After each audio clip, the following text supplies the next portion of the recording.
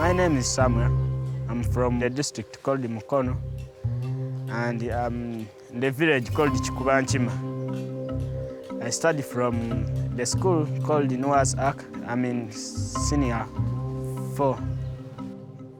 From here, not so many have education, but some are being chased out of because they lack money.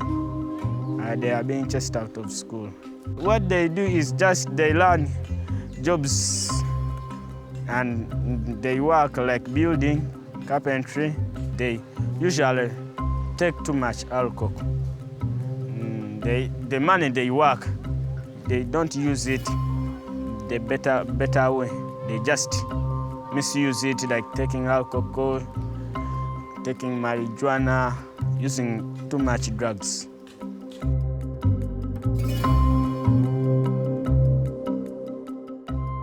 I hope to become a carpenter when I grow up, using our hands, using machines, and technical. I'm trying to make it, but somehow difficult because I don't have money, so that I'm just working to get the money so that I go back to school and I continue.